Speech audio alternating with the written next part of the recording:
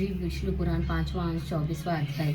मुचुकुंदक तपस्या के लिए प्रस्थान और बलराम जी की वज्र यात्रा। श्री परशुराम जी बोले, परम बुद्धिमान राजा, मुचुकुंदन के इस प्रकार स्तुति करने पर सर्वभूतों के ईश्वर अनादि निधन भगवान हरि बोले। श्री भगवान ने कहा, हे नरेश्वर, तुम अपने अभिमत दिव्य लोकों को जाओ। मेरे कृपा से तुम्हें अव्यहता परम ऐश्वर्य प्राप्त होगा। वहाँ अत्यंत दिव्य भोगों को भोग कर तुम अंत में एक महान कुल में जन्म लोगे। उस समय तुम्हें अपने पूर्व जन्म का स्मरण रहेगा और फिर मेरी कृपा से तुम मोक्ष पद प्राप्त करोगे। श्री परशुराम जी बोले। भगवान के इस प्रकार कहने पर राजा मुचुकुंदन ने जगदीश्वर श्री अच्युत का प्रणाम किया और गुफा से निकलकर देखा कि लोग बहुत छोटे छोटे हो गए हैं। उस समय कलयुग को वर्तमान समझकर राजा तपस्या करने के लिए श्री नारायण के स्थान गंधमादन पर्वत पर चले गए।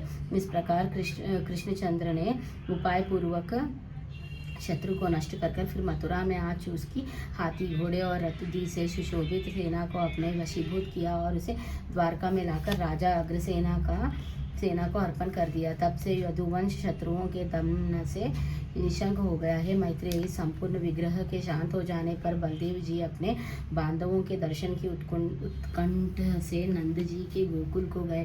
वहां पहुंचकर शत्रुजीत बलभद्र जी ने गोप और गोपियों का पहले ही की भांति अति आधार और प्रेम के साथ अभिवादन किया। किसी ने उनका आलिंगन किया और किसी को उन्होंने गले लगाया तथा किन्हीं गोप और गोपियों के साथ उन्होंने हास परिहास किया। गोपों ने बलराम जी से अनेकों प्रिय वचन कहे तथा गोपियों में से कोई प्रणयोकित होकर बोली और किन्हीं ने उपलम्बयुक्त बातें की। किन्हीं अन्य गोपियों ने पूछा, चंचल एवं अल्प प्रेम करना ही जिनका स्वभाव है, नगर नारियों के प्राणधर कृष्ण तो आनंद में है ना। वे क्षणिक स्नेह वाले नंदनंदन हमारी चेष्टाओं का उपवास करते हुए क्या नगर की महिलाओं के सौभाग्य मान नहीं बढ़ाया करते? क्या कृष्णचंद्र कभी हमारे गीत अनुयायी मनोहर स्वर का स्मरण करते हैं? क्या वे एक बार अपनी माता को भी देखने के लिए यहाँ आवेंगे? अथवा अब उनकी बात करने से हमें क्या प्रयोजन है? कोई और बात करो। जब उनकी हमारे बिना नीभ गई तो हम भी उनके बिना निभा लेंगे। क्या माता, क्या पिता, क्या बंधु, क्या पति और क्या कुटुंब के लोग, हमने उनके लिए सभी को छोड़ दिया, किंतु वे तो अकृतयोग्यों की वजह ही निकले।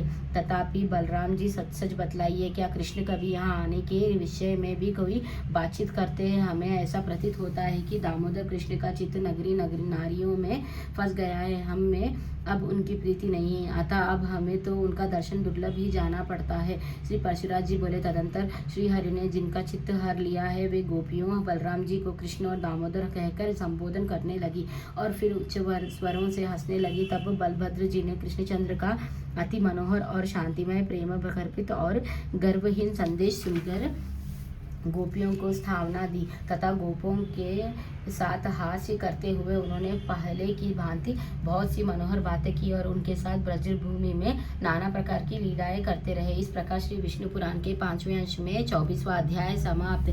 श्री विष्णु भगवान की जय। लक्ष्मी नारायण की जय।